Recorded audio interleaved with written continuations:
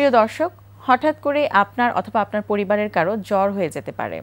সেই জ্বর আসার সাথে সাথে কি করবেন একজন বিশেষজ্ঞ চিকিৎসকের কাছে যাবার আগে, চলুন শুনে নিই একজন চিকিৎসকের পরামর্শ।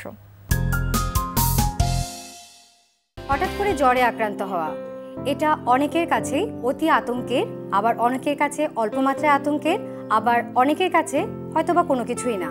কিন্তু জ্বর জিনিসটা আমাদের কাছে ব্যাপারটা এরকম, আমাদের শরীরে যখন কোনো ইনফেকশন কিংবা কোনো মাত্রায় কোনো ইনফ্লামেশন তৈরি হয়, অথবা শরীরে কোনো ব্যাকটেরিয়া, ফাঙ্গাস, ভাইরাল কোনো দিয়ে যদি সংক্রমণ হয়, সেটার ফার্স্ট একটা সিমটম কিংবা ফার্স্ট একটা চিহ্ন হচ্ছে জ্বর।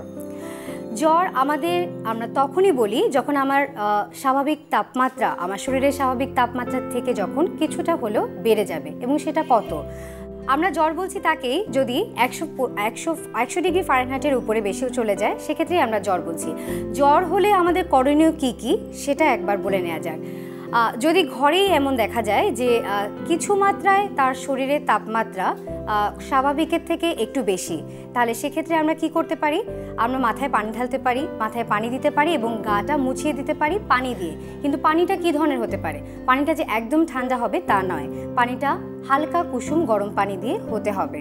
এবং সেক্ষেত্রে আরেকটা জিনিস খেয়াল রাখতে হবে, যেন পানি ঢালার সময় সেই পানি কোনোভাবেই কানের ভেতরে ঢুকে না যায় যখন মাথায় আমরা পানি ঢালবো।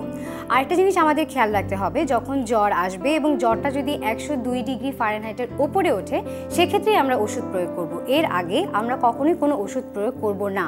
এবং সেক্ষেত্রে আমাদের ওষুধ প্রয়োগের ব্যাপারটা অবশ্যই চিকিৎসকের পরামর্শ অনুযায়ী, যেখানে দেখা যায় যে বাসাবাড়িতে অধিকাংশ মানুষজন জানেন যে নাপা অথবা প্যারাসিটামল জাতীয় ওষুধপত্র খেলেই জ্বর ভালো হয়ে যায়।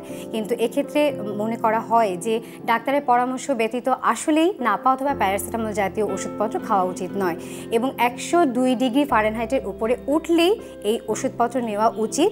এবং যদি সেক্ষেত্রেও যদি জ্বর যদি নিয়ন্ত্রণে না আসে, তাহলে অবশ্যই চিকিৎসকের শরণাপন্ন হবেন এবং চিকিৎসকের পরামর্শ অনুযায়ী ওষুধ গ্রহণ করার চেষ্টা করবেন।